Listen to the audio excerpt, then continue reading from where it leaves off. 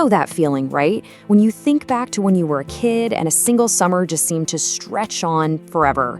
But now, you're an adult, you blink, and a whole year has just vanished. It really feels like someone's hit the fast forward button on your life. Yeah, think about it. When you're, say, 8 years old, a year is an eternity. It's packed with endless days of just discovering things.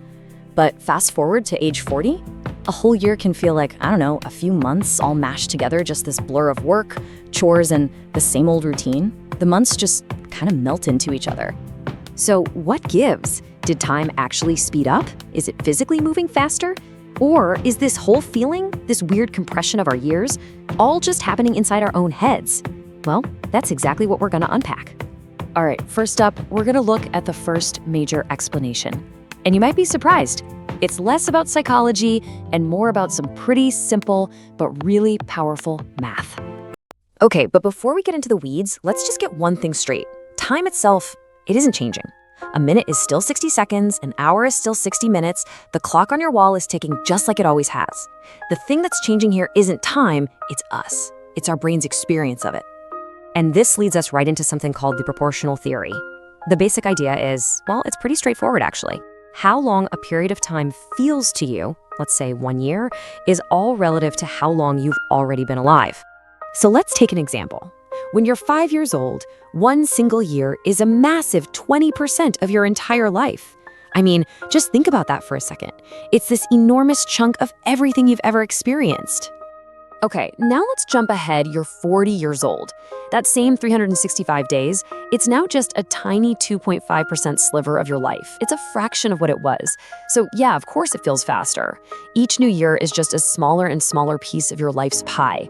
So it just feels like it's flying by. But you know, that simple math, that's really only half the story. There's another reason, and honestly, it might be even more profound. It's all rooted in our brains, in neuroscience, and specifically in how we process information and make memories. And this is the really crucial part. Your brain doesn't actually have some little internal clock ticking away the seconds. No. Instead, it measures time by counting up new memories. For your brain, time isn't about duration, it's about data. Just think back to being a kid. Almost everything was new, right? The first day of school, that first big family vacation, learning to ride a bike. Your brain was just constantly recording all these new experiences. Now compare that to adulthood. For a lot of us, it can become, well, a routine. Same commute, same job, same schedule, day in, day out. So here's how it works. The more new stuff you experience, the more data your brain has to process and lock away as memories. So when you look back on a time that was just packed with new memories, it feels long, it feels rich. But a period of pure routine, your brain barely creates any unique memory files. So when you look back, the whole thing feels like it happened in a flash. You could almost think of it as having two different modes for your brain.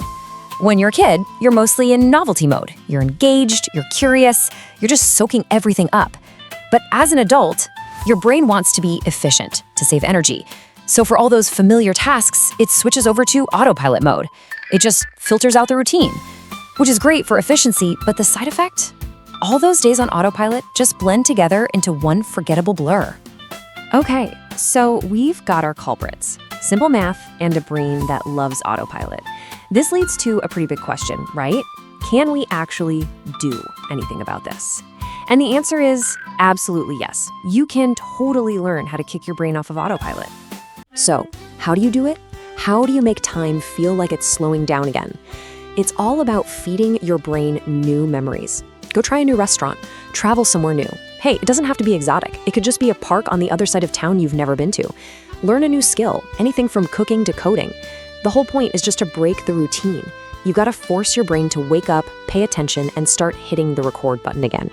Look, we can't actually stop the clock. We can't add more hours to the day, but we can change how we experience the time we have. It's not about getting more time. It's about filling the time you have with more memorable moments. And that really brings us to the core of it all. It's one thing to understand this stuff, but it's another thing completely to actually do something with it. So I'm gonna leave you with a question, a little challenge. What new memory are you going to go out and create this week?